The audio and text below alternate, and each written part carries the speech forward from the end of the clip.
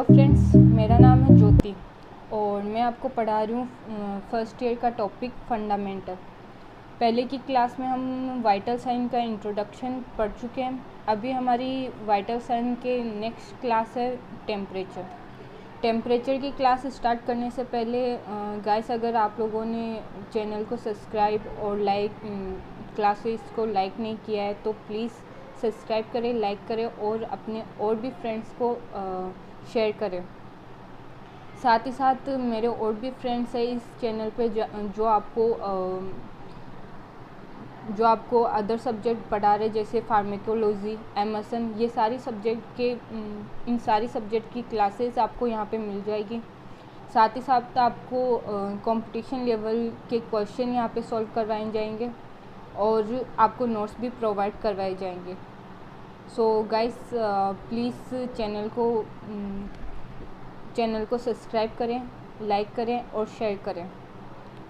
अभी हम स्टार्ट करते हैं टेम्परेचर में अगर हम अपना कंटेंट देखें तो definition of temperature, way of heat production in the body, कि किन किन वे से बॉडी में हीट का प्रोडक्शन होता है वो पढ़ेंगे। Way of heat loss in the body, कि अगर हीट का प्रोडक्शन हो रहा है तो हीट लॉस होना भी ज़रूरी है, तो किस किस वे से हमारी बॉडी में हीट लॉस हो रहा है। फिर देखेंगे बॉडी टेम्परेचर, कि कौन कौन से एरिया से अगर हम हीट टेम्परेचर मेज़र कर रहे हैं तो क्या क्या टेम्परेचर आएगा। फिर आएगा regulation and factor affecting of body temperature, कि टेम्परेचर का रेगुलेशन कैसे होता है हमारी बॉडी में, और साथ ही साथ कौन कौन से फैक्टर है जो कि अफेक्ट करते हैं हमारी बॉडी टेम्परेचर को, या फिर हमारी नॉर्मल बॉडी टेम्परेचर को अफेक्ट कर रहे हैं, कौन कौन से फैक्टर है ये। तो हम स्टार्ट करते हैं सबसे पहले डेफिनेशन से। तो नॉर्मली डेफिनेशन में आपको बताऊं तो बैलेंस होता है थर्मोजेनेसिस एंड थर्मोलाइसिस। ये दो टर्म टेम्परेचर में यूज़ की जाती है। थर्मोजेनेसिस जो होती है वो होता है प्रोडक्शन ऑफ द हीट, जो हीट का जो प्रोडक्शन होता है उसे थर्मोजेनेसिस कहते हैं। और थर्मोलाइसिस का मतलब होता है कि थर्मोलाइसिस मतलब होता है हीट लॉस, मतलब हीट का लॉस होना थर्मोलाइसिस कहलाता है। इसके साथ साथ एक और टर्मिनोलॉजी है पायरेक्सिया या फिर फीवर। इसका मतलब जो होता है वो होता है कि टेम्परेचर का इंक्रीज़ होना 99 डिग्री फ़ारेनहाइट से ज़्यादा अगर टेम्परेचर हो रहा है तो उसे फीवर कहते हैं। अब हम देखते हैं टेम्परेचर की डेफिनेशन। तो डेफिनेशन जो होती है वो होती है balance between degree of heat maintain by the body, कि एक डिग्री होती है जो कि बॉडी के थ्रू मेंटेन की जाती है। वो डिग्री क्या होती है? बैलेंस दो डिग्री के बीच में, जैसे balance between thermogenesis and thermolysis, या फिर हम दूसरी लैंग्वेज में ये बोले कि balance between heat production and heat loss, इन दोनों के बैलेंस को ही हम टेम्परेचर कहेंगे। और जो टेम्परेचर का रेगुलेटरी सेंटर होता है, कि टेम्परेचर को कौन रेगुलेट करता है, कि हमारे ब्रेन को हमारे ब्रेन से कौन हमें बताता है कि बॉडी का टेम्परेचर लो रखना है, बॉडी का टेम्परेचर हाई रखना है। तो वो हाइपोथैलेमस होता है, जो हमारे पास सेंसेशन भेजता है कि बॉडी, या फिर हमारी बॉडी के जो भी पार्ट्स है वहाँ तक सेंसेशन भेजता है कि बॉडी का टेम्परेचर इंक्रीज़ हुआ है तो उसे डिक्रीज़ करना है, या फिर डिक्रीज़ हुआ है तो उसे इंक्रीज़ करना है। सेकंड हम टॉपिक पढ़ेंगे way of heat production in the body. बहुत सारे वे होते हैं।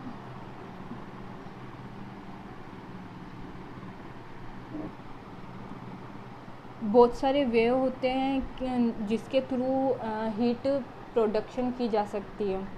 तो फर्स्टली जो हम पढ़ेंगे वो है ऑक्सीडेशन ऑफ फूड। कि फूड का ऑक्सीडेशन होना। ऑक्सीडेशन का मतलब है कि फूड पार्टिकल्स को कोई भी, जैसे प्रोटीन है, प्रोटीन को अमीनो एसिड में डिवाइड करना, तो वो प्रोटीन का ऑक्सीडेशन होता है। तो कोई भी फूड पार्टिकल है और उनका ऑक्सीडेशन हो रहा है, और उस ऑक्सीडेशन से हमें एनर्जी मिलती है, या फिर एनर्जी मिलती है, मेटाबॉलिज्म होता है, और मेटाबॉलिज्म होने पर हमारी बॉडी का टेम्परेचर इंक्रीज़ होता है। तो हम देखते हैं कि 1 ग्राम कार्बोहाइड्रेट का मेटाबॉलिज्म होने पर या फिर ऑक्सीडेशन होने पर हमें 4 किलो कैलोरी हीट प्रोड्यूस होती है हमारी बॉडी में। 1 ग्राम कार्बोहाइड्रेट लेते हैं तब 4 किलो कैलोरी हीट प्रोड्यूस होती है हमारी बॉडी में।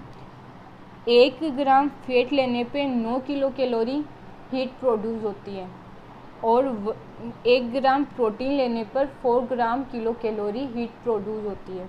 इसमें पहले भी कंपटीशन एग्ज़ाम में क्वेश्चन पूछ चुके हैं यहाँ से कि फैट का ऑक्सीडेशन होने पे कितना किलो कैलोरी हीट प्रोड्यूस होती है ह्यूमन बॉडी में। तो उसका सही answer 9 kilo calorie heat produce होती है। तो ये एक बहुत मेन इम्पोर्टेंट क्वेश्चन है। सेकंड हम पढ़ेंगे specific dynamic action of food.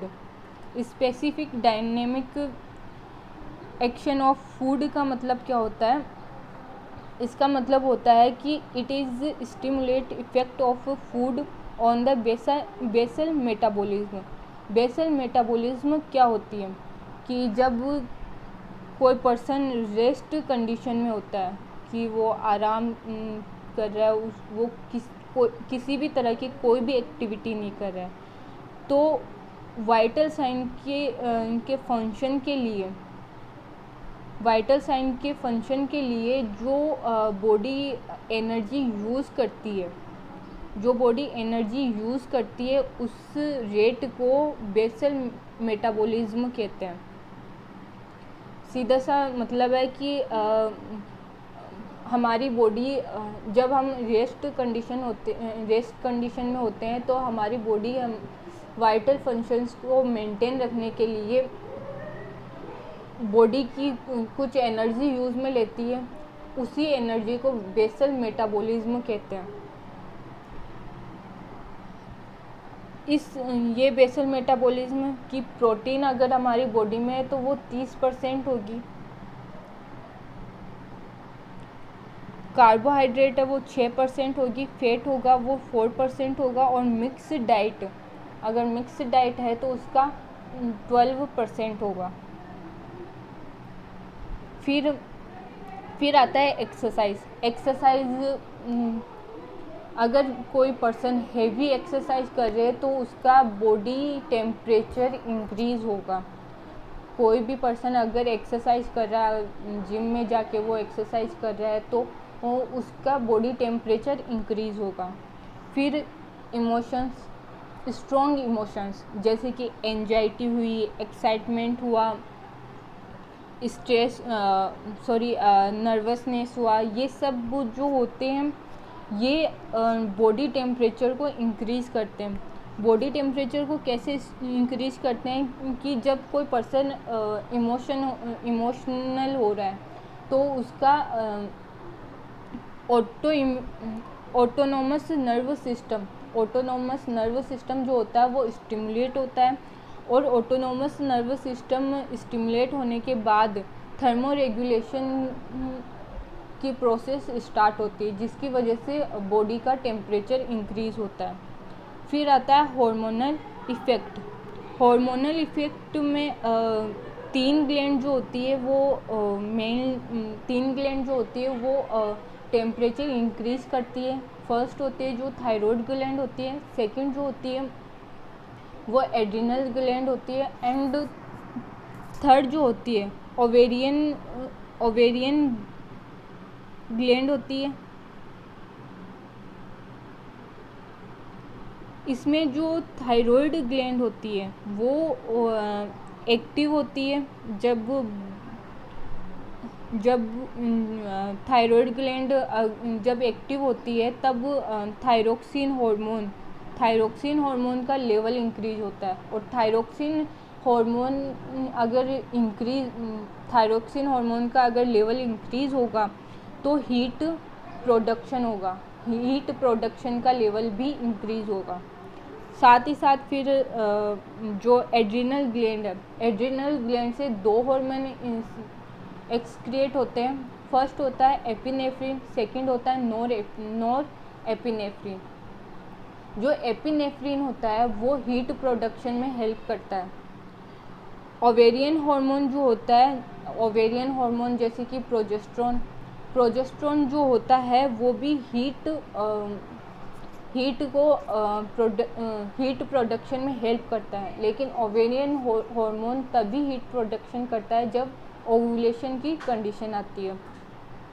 During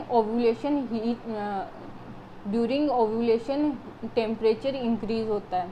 ये एक बहुत इम्पोर्टेंट क्वेश्चन है।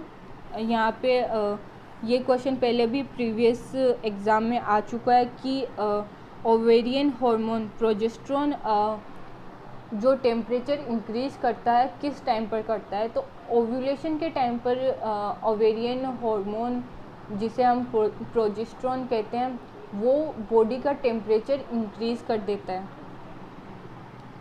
फिर आता है इन्वायरमेंटल फैक्टर। अगर इन्वायरमेंट का टेम्परेचर हाई है, अगर एक्सटर्नल टेम्परेचर हाई है तो इंटरनल टेम्परेचर यानी कि बॉडी का टेम्परेचर भी इंक्रीज होगा। फिर देखें डिजीज़ कंडीशन में क्या होता है कि अगर हमारी बॉडी में कोई फॉरेन बॉडी एंटर करती है तो हमारी बॉडी एक्टिव हो जाती है, हमारी बॉडी का इम्यून सिस्टम एक्टिव हो जाता है और वो उस फॉरेन बॉडी के अगेंस्ट प्रोटेक्शन के लिए हमारी बॉडी का टेम्परेचर इंक्रीज कर देता है। फिर इसके बाद हम देखेंगे way of heat loss in the body. कौन कौन से वे हैं जिसके थ्रू बॉडी में हीट लॉस होता है। तो सबसे पहले स्किन देखते हैं। स्किन में जो होता है कॉमनली सब जानते हैं कि स्वेटिंग के थ्रू स्किन में जो हीट लॉस होती है, स्किन के थ्रू जो हीट लॉस होती है वो स्वेटिंग के थ्रू होती है।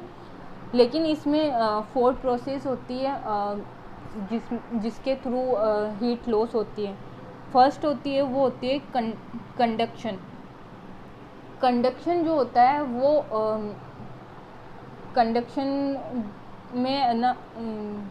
कंडक्शन में हॉट सरफेस से कोल्ड सरफेस जो होता है उसके थ्रू हीट का ट्रांसफ़र होता है। या फिर ऐसा बोल दे कि एक skin to skin heat transfer होना। अगर कि कोई एक सरफेस है जो बहुत ज़्यादा हॉट है और दूसरा सरफेस है जो बहुत ज़्यादा कोल्ड है और उन दोनों को टच में लाने पर जो हॉट सरफेस है या फिर जो हाई टेम्परेचर है वो धीरे धीरे ट्रांसफ़र हो जाएगा कोल्ड सरफेस की साइड और दोनों का टेम्परेचर एक टाइम पर इक्वल हो जाएगा। तो कंडक्शन जो होता है वो होता है heat transfer from high hot surface to cold surface direct contact. मतलब जब दोनों सरफेस को हॉट एंड कोल्ड दोनों सरफेस को कांटेक्ट में लाएंगे तभी ये प्रोसेस स्टार्ट होगी। फिर आएगा कन्वर्शन। इसमें क्या होता है जो हीट सर्कुलेशन होता है by the air and liquid depend upon air movement. इसका एक एग्जांपल दूँ तो मैं स्वेटिंग, जब हमारी बॉडी से स्वेटिंग होती है, स्वेट जो पसीना होता है जब हमारी बॉडी के सरफेस पे आता है तब एयर के थ्रू वो भाप में कन्वर्ट होती है और इन्वायरमेंट में चली जाती है। तो ये जो लिक्विड है वो हवा में चली जाती है बाय एयर, मतलब एयर के थ्रू वो एनवायरनमेंट में चली जाती है।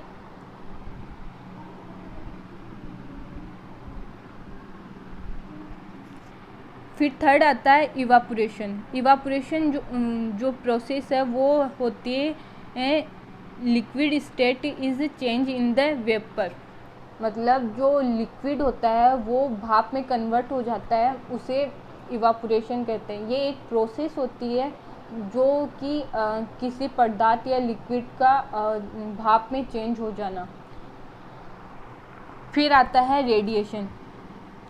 रेडिएशन और कंडक्शन में छोटा सा माइनर सा डिफरेंस है।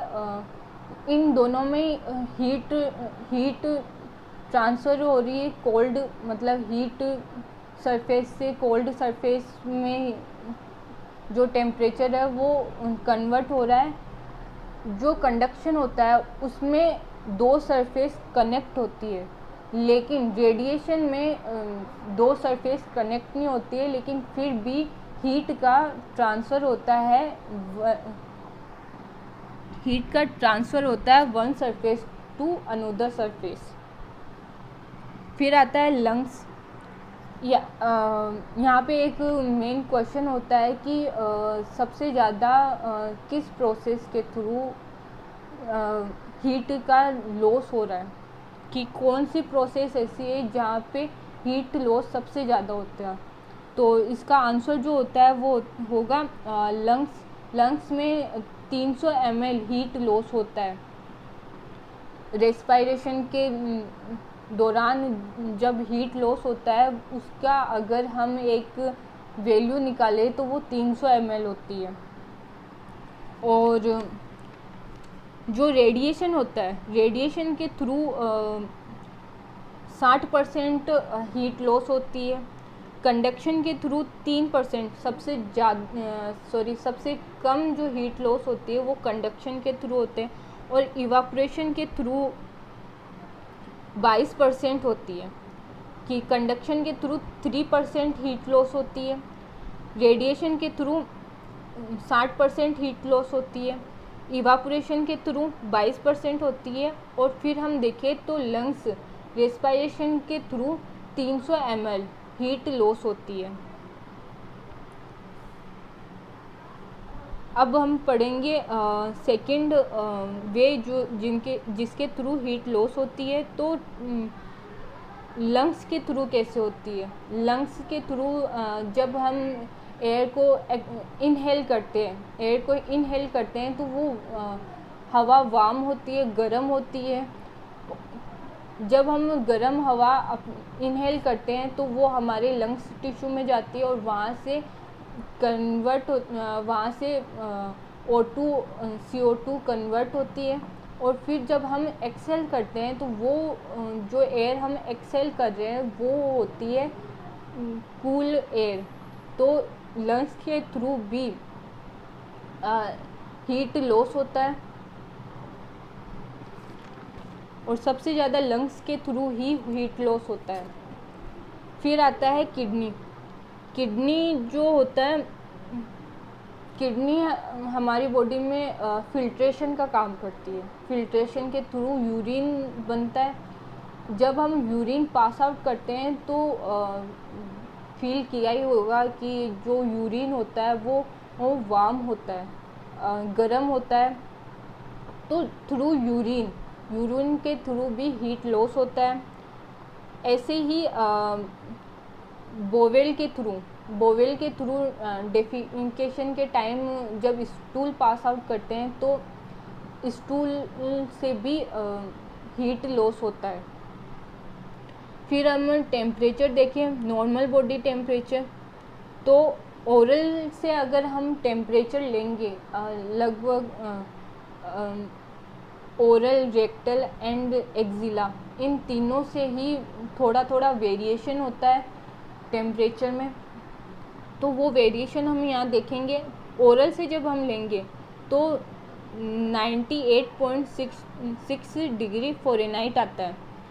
फ़ारेनहाइट में जब टेम्परेचर हम देखेंगे ओरल से, थ्रू ओरल, तो वो होगा 98.6 डिग्री फ़ारेनहाइट, और सेल्सियस में देखेंगे तो 37 डिग्री सेल्सियस। और अगर हम रेक्टल से लेंगे तो 99.6 डिग्री फ़ारेनहाइट, सेल्सियस में इसका होगा 37.5 डिग्री सेल्सियस। एक्सिलरी एरिया से अगर हम टेम्परेचर देखेंगे तो 97.6 डिग्री फ़ारेनहाइट और 36.4 डिग्री सेल्सियस। ये नॉर्मली जब हम लेते हैं, ओरल से लेंगे, रेक्टल से लेंगे और एक्सिला से लेंगे, तो ये टेम्परेचर नॉर्मल बॉडी टेम्परेचर है कि जब भी हम लेंगे नॉर्मल किसी हेल्दी पर्सन का अगर हम टेम्परेचर लेंगे, अगर ओरल से लेंगे तो 98.6 डिग्री आएगा, और रेक्टल से लेंगे तो 99.6 डिग्री आएगा, और एक्सिला से देखेंगे तो 97.6 डिग्री फ़ारेनहाइट आएगा। अब हम देखेंगे regulation and factor affecting of body temperature. सबसे पहले हम देखेंगे रेगुलेशन, कि बॉडी टेम्परेचर रेगुलेट कैसे होता है। तो इसमें रेगुलेशन के 3 पार्ट होते हैं। सबसे पहला जो पार्ट होता है वो होता है सेंसर, दूसरा जो पार्ट होता है वो होता है इंडिकेटर, और तीसरा जो पार्ट होता है वो इफेक्टर सिस्टम होता है। ये तीनों इन तीनों पार्ट के थ्रू हीट लॉस भी होता है और हीट प्रोड्यूस भी होता है, या फिर हम बोले तो मेंटेन होता है हीट प्रोडक्शन और हीट लॉस में। तो इसकी 2 कंडीशन पढ़ेंगे। सबसे पहली कंडीशन हम पढ़ेंगे बॉडी टेम्परेचर फॉल डाउन। अगर हमारी बॉडी टेम्परेचर डाउन हो जाए, कम हो जाए, तो क्या होगा, किस तरह से हमारी बॉडी काम करेगी। हमारी बॉडी जो काम करेगी वो स्किन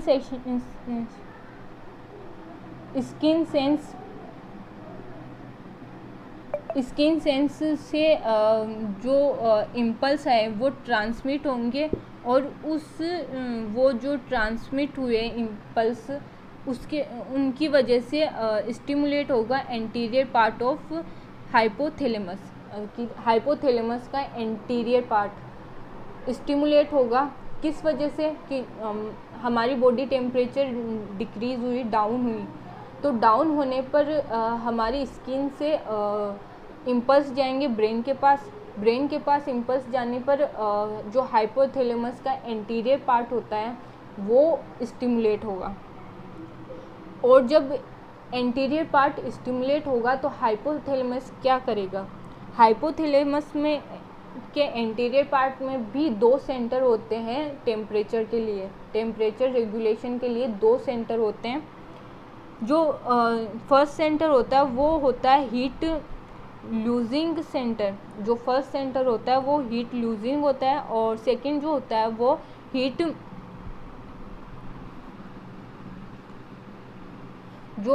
सेकंड होता है वो होता है हीट प्रोंसिलोन सेंटर। तो जब हमारी बॉडी का टेम्परेचर डाउन होगा तो जो सेकंड सेंटर है हीट प्रोंसिलोन सेंटर वो एक्टिव हो जाएगा, और जो फर्स्ट सेंटर है हीट लॉसिंग सेंटर वो सप्रेस हो जाएगा। तो फर्स्ट सेंटर एक्टिव होने पर जो हमने 3 पार्ट पढ़े थे, सेंसर, इंटीग्रेटर और अफेक्टर सिस्टम, तो जब फॉल डाउन होगा और जो सेकेंड सेंटर हीट प्रोक्सिलोन जब एक्टिव हो जाएगा तब अफेक्टर सिस्टम भी स्टिमुलेट होगा।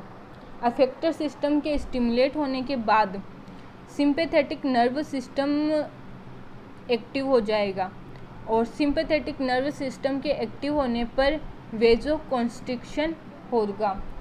वेजोकॉन्स्ट्रिक्शन का मतलब जो होता है वो होता है कि जो हमारी बॉडी में वेसल्स होती हैं, उनका जो नॉर्मल डायामीटर होता है उस नॉर्मल डायामीटर से उस वेसल का डायामीटर कम हो जाता है, मतलब नेरो हो जाती है वो वेसल्स नेरो हो जाती है, जिसकी वजह से हीट इंक्रीज़ हो जाती है, या फिर हम बोल सके तो हमारी बॉडी का टेम्परेचर इंक्रीज़ हो जाता है। फिर हम सेकंड कंडीशन देखें तो हमारी बॉडी का अगर टेम्परेचर इंक्रीज़ हो जाता है तो हमारी बॉडी में कौन सी प्रोसेस चलती है या फिर कैसी प्रोसेस चलती है, तो वही होगा जब बॉडी का टेम्परेचर इंक्रीज़ होगा तो सबसे पहले हमारा हाइपोथैलेमस स्टिमुलेट होगा, हाइपोथैलेमस का एंटीरियर पार्ट स्टिमुलेट होगा। हाइपोथैलेमस का एंटीरियर पार्ट स्टिमुलेट होने के बाद हाइपोथैलेमस में जो टेम्परेचर के दो सेंटर है, फर्स्ट है हीट लॉसिंग सेंटर और सेकंड है हीट प्रोक्सिलोन सेंटर। तो इस बार इंक्रीज़ होने पर हीट लॉसिंग सेंटर एक्टिव होगा। हीट लॉसिंग सेंटर के एक्टिव होने के बाद हीट लॉसिंग सेंटर स्टिमुलेट करेगा अफेक्टर सिस्टम को। अफेक्टर सिस्टम में जैसे कि स्वेटिंग ग्लैंड आ गई, उसे स्टिमुलेट करेगा। स्वेट ग्लैंड क्या करेगी, एक्सेसिव प्रोडक्शन करेगी स्वेटिंग का, और स्वेटिंग होने पर इवापोरेशन की प्रोसेस स्टार्ट हो जाएगी, जिसकी वजह से हीट लॉस होगी। फिर हम देखते हैं factor affecting of body temperature, कि कौन कौन से फैक्टर है जिनकी वजह से बॉडी टेम्परेचर अफेक्ट होता है, कम हो जाता है, ज़्यादा हो जाता है, कौन कौन से फैक्टर्स की वजह से ये होता है। तो सबसे पहले हम देखेंगे एज जो होती है वो हम देखेंगे इन्फेंट में अगर हम देखें तो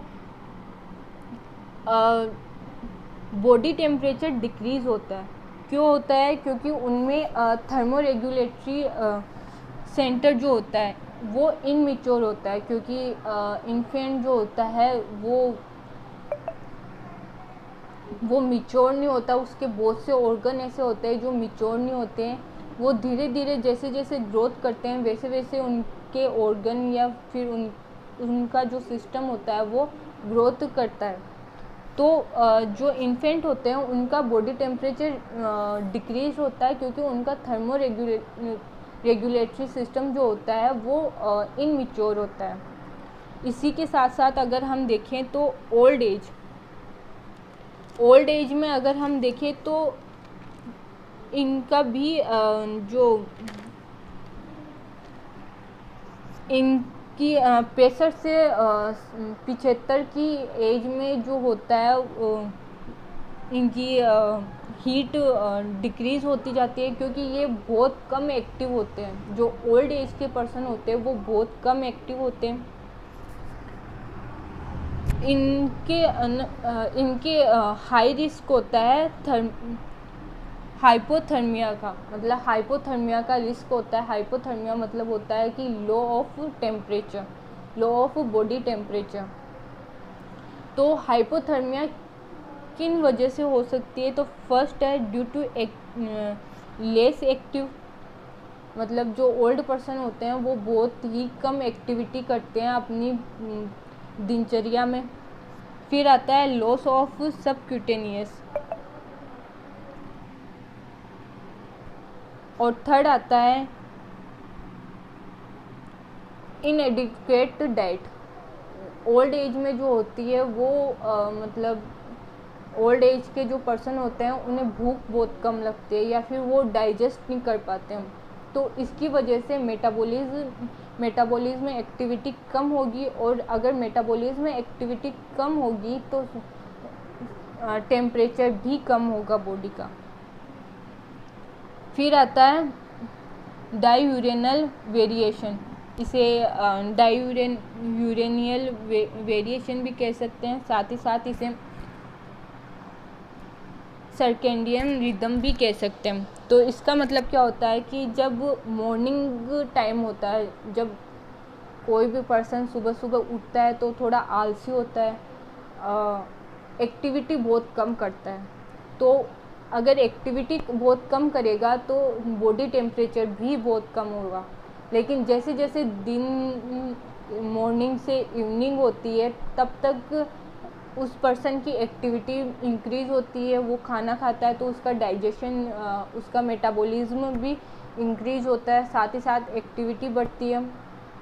तो एक्टिविटी बढ़ने की वजह से उसका बॉडी टेम्परेचर भी इंक्रीज़ होता है। फिर होता है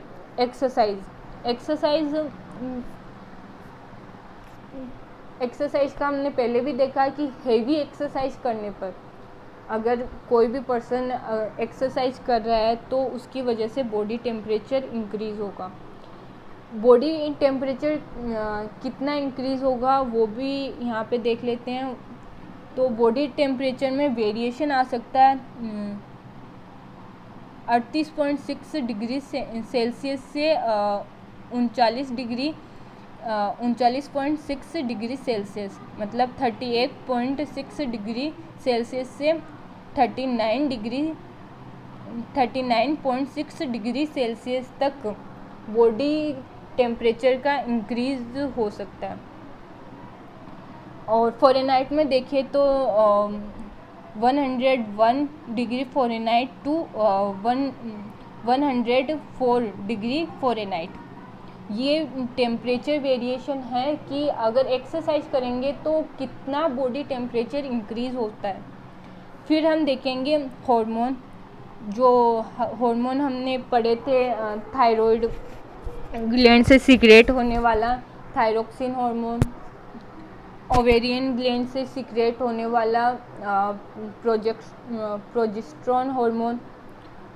ये इनके थ्रू हीट इंक्रीज़ होगी, हीट या टेम्परेचर इंक्रीज़ होगा। कितना वेरिएशन आ सकता है या फिर कितना इंक्रीज़ हो सकता है नॉर्मल बॉडी टेम्परेचर से, कितना इंक्रीज़ हो सकता है। तो नॉर्मल बॉडी टेम्परेचर से देखेंगे ड्यूरिंग ओव्यूलेशन के टाइम पर जो बॉडी टेम्परेचर इंक्रीज़ होता है वो कितना होता है 0.3 degree Celsius to 0.6 degree Celsius, ये सेल्सियस में है। और ये ड्यूरिंग ओव्यूलेशन के टाइम पे ही ये टेम्परेचर देखा जाएगा। फ़ारेनहाइट में देखें तो 0.5 degree Fahrenheit to 1 degree Fahrenheit का डिफरेंस हम नॉर्मल बॉडी टेम्परेचर देख सकते हैं। फिर आता है स्ट्रेस। अगर कोई पर्सन स्ट्रेस ले रहा है तो उसका जो सिंपैथेटिक नर्व सिस्टम होता है वो स्टिमुलेट होगा, और सिंपैथेटिक नर्व सिस्टम स्टिमुलेट होने पर एपिनेफ्रिन और नॉर एपिनेफ्रिन जो हार्मोन होते हैं वो सीक्रेट होते हैं, और वो सीक्रेट होने पर मेटाबॉलिज्म की जो एक्टिविटी है, मेटाबॉलिज्म जो होता है वो इंक्रीज़ होगा, और मेटाबॉलिज्म इंक्रीज़ होने पर बॉडी टेम्परेचर भी इंक्रीज़ होगा। कई बार आपने सुना होगा कोई पर्सन टेंशन में होता है, स्ट्रेस में होता है तो उन्हें भूख बहुत ज़्यादा लगती है, तो मेटाबॉलिज्म की एक्टिविटी बढ़ जाती है जिसकी वजह से भूख लगती है और टेम्परेचर इंक्रीज़ हो जाता है। फिर हम देखेंगे इन्वायरमेंट कैसे अफेक्ट करता है। तो जैसे कि हमने कोई गर्म चीज़ खाई, जैसे कि चाय पी या फिर कोई भी गर्म फूड या हॉट फूड हमने इंटेक किया तो हमारी बॉडी टेम्परेचर इंक्रीज़ हो जाएगा। अगर हमने कोल्ड लिया कि आइसक्रीम हमने खाई या फिर कोल्ड ड्रिंक हमने पी तो हमारी बॉडी टेम्परेचर डिक्रीज़ हो जाएगा। अगर हम देखें कि हम गर्म पानी से नहा के आते हैं, बाथिंग अगर हम गर्म पानी से करते हैं तो हमारी बॉडी टेम्परेचर इंक्रीज़ हो जाता है। वहीं पे अगर हम ठंडे पानी से नहाते हैं तो हमारी बॉडी टेम्परेचर डिक्रीज़ हो जाता है। फिर हम देखेंगे स्लीपिंग जो होती है वो स्लीपिंग के टाइम पर लोग कोई एक्टिविटी नहीं करते, सिवाय कोई पर्सन हाथ पैर चलाते हैं, वो अलग बात है। बाकी वो मोस्टली कोई एक्टिविटी नहीं करते।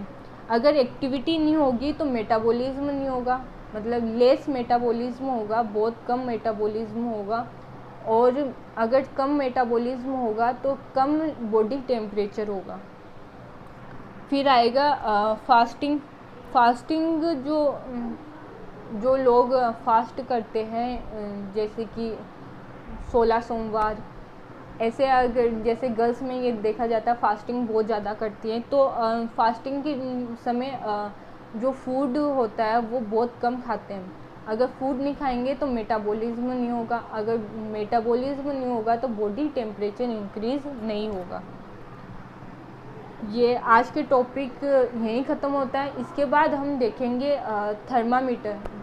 3 टाइप के थर्मामीटर होते हैं, कौन सा थर्मामीटर किस टाइम पे काम में लेते हैं और कि उसका प्रोसीजर क्या होता है वो हम देखेंगे। इसके अलावा आपके लिए 3 क्वेश्चन है कि ड्यूरिंग एक्सरसाइज बॉडी टेम्परेचर क्या होता है। सेकंड जो क्वेश्चन है वो है कि किस मेथड से सबसे ज़्यादा हाईली हीट लॉस होता है। और थर्ड क्वेश्चन है basal body temperature. Basal body temperature की डेफिनेशन क्या है। ये 3 क्वेश्चन है, ये तीनों क्वेश्चन इम्पोर्टेंट है। बाकी क्लास के टाइम मैंने जो भी इम्पोर्टेंट क्वेश्चन थे वो आपको बता दिए। साथ ही साथ अगर आपको कोई भी कंफ्यूजन हो या फिर कोई भी डाउट हो तो आप कमेंट बॉक्स में कमेंट करके मुझसे पूछ सकते हैं, और इन 3 क्वेश्चन का आंसर भी कमेंट बॉक्स में आप कमेंट करके बता सकते हैं। Thank you. प्लीज़ चैनल को सब्सक्राइब करें और लाइक करें। Thank you so much.